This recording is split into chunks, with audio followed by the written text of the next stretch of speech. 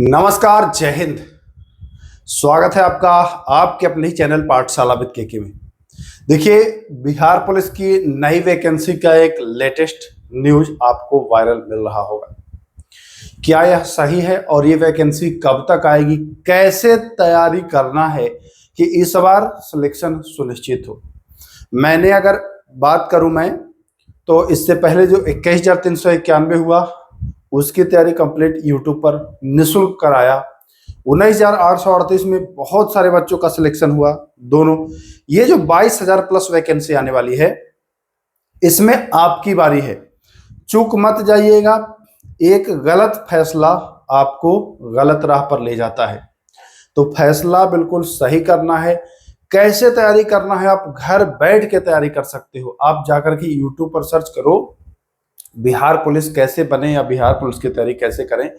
एक complete video मैं बनाया हूं, जाकर के देखिएगा। उसको लगभग 7 से 8 लाख लोगों ने देखा है बिहार में, तो जाकर के देखिएगा। वो बहुत ही आपको फायदा कराने वाला है। पूरा सीक्वेंस सब कुछ बता दिया हूं, आप घर से तैयारी करेंगे।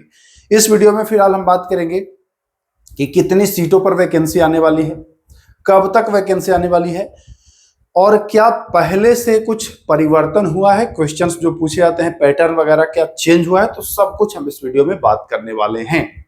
ठीक है, तो आ जाइए। देखिए दोस्तों, अगर आप इंटर पास कर चुके हैं 10+2, है ना, आप इंटर पास कर चुके हो, तो आपके लिए ये गोल्डन चांस है, सुनहरा मौका है। मिस मत करिएगा, वरना ऐसा मौका बार बार नहीं आता है। अभी बिहार में रफ्तार है नौकरी की, इसलिए पकड़िए और नौकरी ले लीजिए। तो ध्यान रखिएगा। हम बात करते हैं कि जो 37,000 प्लस पोस्ट की बात की जा रही है कि 37,000 पदों पर वैकेंसी आएगी, तो इसमें केवल बिहार पुलिस नहीं, बिहार दरोगा, चालक सबको शामिल किया गया है, जिसमें आपको मान के चलिए कि 22,000 के आसपास बिहार पुलिस का आएगा। तो मैं बात करूंगा बिहार पुलिस कांस्टेबल के लिए कि कितनी वैकेंसी आने वाली है।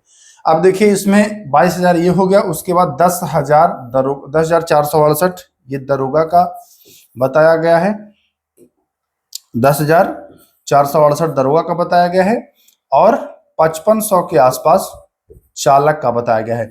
अब देखिए, ये दोनों तो एक बार में आ जाएगा, ये एक बार में नहीं आएगा, ये किस्तों में आएगा, ये आता है किस्तों में। तो हम सिपाही की बात करने वाले हैं इसमें, सिपाही के लिए। तो देखिए, ये जो 19,838 वाला है, इसका सब कुछ फाइनल हो चुका है, एकदम ये कंप्लीट हो चुका है। ठीक ना, ये हो गया है कंप्लीट। अब इसमें कुछ भी पेंडिंग नहीं है, मेरिट लिस्ट तक आ गया है। रही बात कि वैकेंसी कब तक आएगी, तो वैकेंसी आने में लगभग अभी आपको 2 से 3 महीने का समय मिलेगा। कम से कम 2 महीना तो मिलेगा ही मिलेगा, इससे कम नहीं मिलेगा आपको। तो 2 माह आपको ये जो समय मिल रहा है ना, यहाँ पर बच्चे गलती क्या करते हैं कि जब वैकेंसी आती है, जैसे ही वैकेंसी आई तब वो शुरू करते हैं, स्टार्ट वो तब करेंगे। ये जो आपको 2 महीने का जो बैकअप मिल रहा है ना, ये बैकअप नहीं मिलेगा। ये स्टार्ट तो उस समय सब कोई करेगा मेरे भाई, आप ही नहीं करेंगे, सब करेगा। फायदा किसको होगा? जो ये 2 से 3 माह का जिसको बैकअप मिल रहा है, ये इन सबसे आगे रहेगा, हमेशा आगे रहेगा इन सबसे। तो ये अभी से ही आपको तैयारी शुरू कर देना चाहिए। ठीक है, वैकेंसी आएगी, निश्चित आएगी। आप इंटर पास हो, यहाँ ये मायने नहीं रखता है कि आप साइंस हो या आर्ट्स हो या कॉमर्स हो, केवल पास, आपके पास पास का सर्टिफिकेट होना चाहिए। बहुत सारे बच्चे कमेंट करते हैं कि मेरा इंग्लिश में कम है, मेरा फला में कम है। आपके सर्टिफिकेट जो प्राप्त हुआ है, मार्कशीट जो मिला है, उसमें इंटर पास हैं या फेल हैं। पास हैं, first division, second division, third division, grace mark, कैसे भी पास हो, आप केवल पास हैं, आप फॉर्म को भरिएगा। कुछ मत इफ वर्ड सोचिए, आप इतना में फॉर्म को भर सकते हैं। चाहे मैट्रिक में कितना भी कम नंबर हो, आप इंटर पास हो गए खाली, चाहे 3 पाई में यानी थर्ड डिवीजन में ही क्यों ना पास हुए हों, आपको फॉर्म भरना है। तो 2 से 3 महीने का भी समय मिलेगा। ये आपके पास बैकअप का समय है, इसमें अपना बैकअप मजबूत करिए बाकियों से आगे रहने के लिए। अब हम जो मुख्य बात करने वाले थे कि वैकेंसी तो हर बार आती है, फॉर्म भी हर बार भरते हैं, गिनती भी कराते हैं कि 20 लाख 18 लाख लोगों में हम भी हैं शामिल फॉर्म भरने वाले में, लेकिन सिलेक्शन तो नहीं होता है। आखिरी काउंट क्या होता है, आपका सिलेक्शन हुआ या नहीं हुआ, आपने कितना स्ट्रगल किया, क्या पढ़ा, डजंट मैटर। जब तक आप सेलेक्ट नहीं हुए हो, कोई नहीं मानेगा कि आप पढ़ाई किए हो। सबको यही कहेगा, अरे क्या पढ़ता था मैं जान ही रहा हूं, पटना में रह के क्या पढ़ा मैं जान ही रहा हूं। जरूरी नहीं है कि बिहार पुलिस बनने के लिए पटना ही जाया जाए। मैं अपनी ही बात कर लूं, अब फिलहाल 11 वर्षों से जॉब में हूं, कभी ना पटना ना कोई छोटे शहर में भी नहीं गया, घर से ही तैयारी किया। उस समय तो कोई मार्गदर्शक भी नहीं करता था इतना बेहतरीन। अब तो आप लोगों को बहुत अपॉर्चुनिटी है, बहुत मौका मिलता है, तमाम वैकेंसियां आती हैं और गाइड भी करने वाले बहुत लोग रहते हैं। ठीक है, तो आपको अगर सही दिशा में मिल जाए ना एक गाइड करने वाला, तो आप सिलेक्शन ले सकते हो। अब मैं बात करने वाला हूं कि मुख्य रूप से हमको क्या फोकस करना चाहिए कि हमारा सिलेक्शन हो जाए। तो देखिए, एक चीज मैं क्लियर कर दूं, भले इसमें मेरिट फिजिकल पर बनता हो, लेकिन अभी आपको फिजिकल पर नहीं जाना है। अभी ये मत सोचिए कि अभी से ही मैं फिजिकल करना शुरू कर दूं, अभी आपको फिजिकल पर नहीं जाना है। अभी आपको पहले रिटेन, अपना जो रिटेन है उसको मजबूत करना है। ये नहीं कि आप अभी से फिजिकल में लग जाए, अपना रिटेन कमजोर कर ले, तो ये नहीं करना है। जैसा क्वेश्चन पूछा जा रहा है, अब जो ट्रेंड चला है, चाहे बिहार पुलिस की बात कर लो, चाहे बिहार दरोगा की बात कर लो, अब सिंपल प्रश्न कम ही पूछा जाता है। वन लाइनर प्रश्न आपको बहुत कम देखने को मिलेगा। प्रश्न जो रहेगा वो जटिल रहेगा, चाहे तो मिलान कराने वाला रहेगा, इधर रहेगा ABCD, ठीक है, इधर रहेगा 1 2 3 4, चार कुछ लिखा रहेगा, इसको आपको मैच कराना, ऐसे रहेगा। दूसरे नंबर पर पहला आ जाएगा कथन, फिर आ जाएगा निष्कर्ष, है ना, फिर ये 4 स्टेटमेंट रहेगा। तो ये आपको ऐसे प्रश्न आपको मिल रहे हैं। खासकर मैं बात करूं, नोट करिएगा जो भी अभी नोट करा रहा हूं, खासकर अगर आप चाह रहे हो कि एकदम श्योर सिलेक्शन आपको हो, तो देखो भाई, बिहार पुलिस में आपको 2 सब्जेक्ट 3 सब्जेक्ट एकदम मजबूत करना होगा। 2 से 3 सब्जेक्ट एकदम मजबूत करना होगा। नंबर 1, पहले नंबर पर आपको साइंस तो एकदम पक्का कर लेना होगा। विज्ञान जिसको कहते हैं, जिसमें फिजिक्स केमिस्ट्री बायोलॉजी तीनों आएगा, ये एकदम कंप्लीट करना होगा। और मैं फिर कहता हूं, आप इधर उधर भटक करके नीली पुस्तक, पीली पुस्तक, कुछ लोगों ने पहले बता दिया है कि हमारा इसी बुक से हुआ है सिलेक्शन, वो दौर अलग था, ये दौर अलग हो गया है मेरे भाई। बहुत बच्चे पढ़ रहे हैं और नीली पीली पुस्तक के चक्कर में मत पड़िएगा। खास करके साइंस के लिए मैं बता दूं, आप अगर सक्षम हो तो NCERT क्लास 9th और क्लास 10th पढ़ लो, एक भी प्रश्न नहीं विज्ञान का छूटेगा, ये तय है। अब यहाँ पर समस्या ये आती है कि साइंस ये कैसे, खुद से कैसे पढ़ा जाए, तो इसका भी सॉल्यूशन है, बहुत बेहतरीन सॉल्यूशन है। आप मुझसे अगर जुड़े हो तो मैं बहुत ही जल्द 9th और 10th, जी हाँ 9th plus 10th NCERT science जो है वो प्रारंभ करने वाला हूँ। NCERT साइंस क्लास प्रारंभ करने वाला हूँ। इसके लिए आप पाठशाला विद के ऐप भी डाउनलोड कर सकते हो। कुछ क्लासेस यूट्यूब पर भी आएंगी, बाकी और क्लासेस जो होंगी वो वहां पर आएंगी। तो जरूरी नहीं है कि मुझसे ही, ऐसा कोई जरूरी नहीं है कि अगर आप पाठशाला विद के से पढ़ोगे तभी आपका सिलेक्शन, ऐसा कोई जरूरी नहीं है। कहीं से भी आप साइंस NCERT पढ़ो तभी आपका सिलेक्शन होगा, अन्यथा आप भटकोगे। साइंस के लिए ये कंप्लीट करना होगा आपको। दूसरे नंबर पर ज्योग्राफी के भी प्रश्न आएंगे, डीप में, डिटेल में। नोट कर लीजिए, आज इस बात को, क्लिप को कट करके सेव भी कर लेना अगर चाहो तो। ज्योग्राफी के प्रश्न आएंगे डिटेल में, तो ज्योग्राफी भी आप NCERT से पढ़ सकते हो तो पढ़ लो। नहीं अगर पढ़ पाओगे खुद से तो थोड़े दिन का इंतजार करो, तब तक अन्य सब्जेक्ट पर पकड़ बनाओ, अभी मैं बताऊंगा।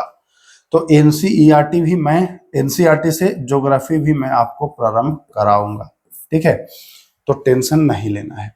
रही बात पॉलिटी की, तो कुछ बच्चे कहते हैं कि पॉलिटी तो मैं कर ही लेता हूं, लेकिन अब पॉलिटी में भी इजी प्रश्न नहीं पूछा जाने लगा है, प्रश्न को ऐसे घुमावदार तरीके से पूछा जाने लगा है।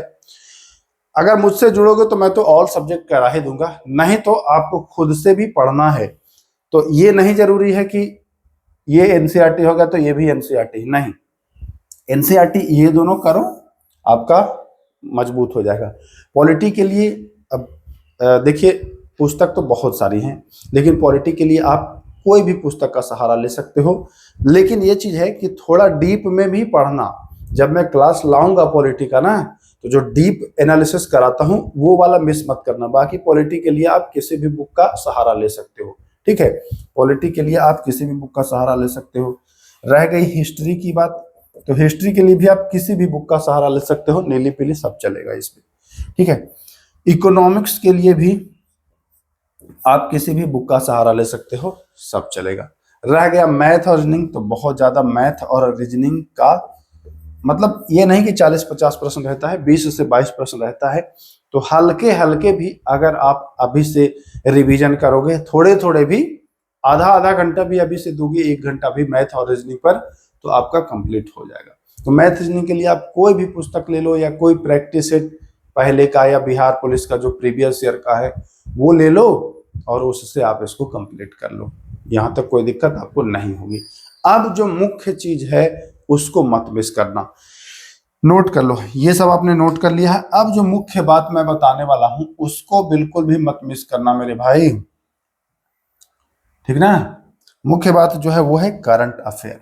करंट अफेयर के भी प्रश्न अच्छे खासे आपको देखने को मिलेंगे, 12-15 तक मिल सकते हैं, है ना, ऐसे प्रश्न आपको मिल जाएंगे।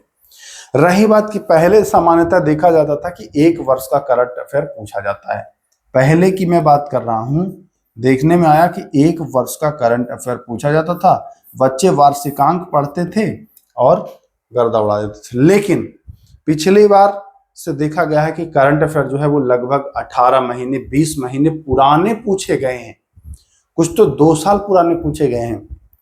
तो अब आपको करना क्या है कि कम से कम 18 माह का करंट अफेयर आपको कंप्लीट करना होगा, यानी कि 1.5 साल का करंट अफेयर आपको कंप्लीट करना होगा। तो एक चीज ध्यान रखिएगा, आप अगर वार्षिकांक अभी लेते हो तो अभी से तो पीछे का 1 साल का आपको मिल जाएगा, उसके बाद अभी से आपको आगे वाला भी पढ़ेंगे तो जाकर के 1.5 साल का आपका हो जाए, क्योंकि एग्जाम होते होते आपका 6 माह भी लगेगा ही। तो 6 माह आगे और 12 माह पीछे, तो ये दोनों से आप 18 महीने का कंप्लीट करोगे। तो मुख्य रूप से अभी से ही आप शुरू क्या कर दो, अभी से ही आप करंट अफेयर पढ़ना शुरू कर दो। डेली आप पढ़ो करंट अफेयर, रोजाना पढ़ना शुरू कर दो। उसके बाद ये ताजा वाला जो आज के बाद वाला रहेगा वो तो पढ़ोगे ही, 1 साल पुराना, अभी से 1 साल का पुराना का पढ़ना शुरू कर दो फॉर्म भरने से पहले। यानी कि 2025 मध्य से 2025 मार्च अप्रैल से आप उठा करके पढ़ो और आगे तक एकदम 26 दिसंबर तक आप एकदम कंप्लीट करिए। तब आपका करंट अफेयर के 12-15 प्रश्न ये बोनस मिल जाता है आपको। अगर ये नहीं पढ़ते हैं ना तो लगता है कि अरे इतना प्रश्न से क्या होगा, लेकिन ये प्रश्न आपको बहुत आगे ले जाएगा। अगर आप मैथ में कमजोर भी हैं तो आप ये करंट अफेयर अच्छा करके ठीक करके और तगड़ा परफॉर्मेंस कर सकते हैं, अच्छा प्रदर्शन कर सकते हैं, ठीक है। तो कुल मिलाकर के यही करना है।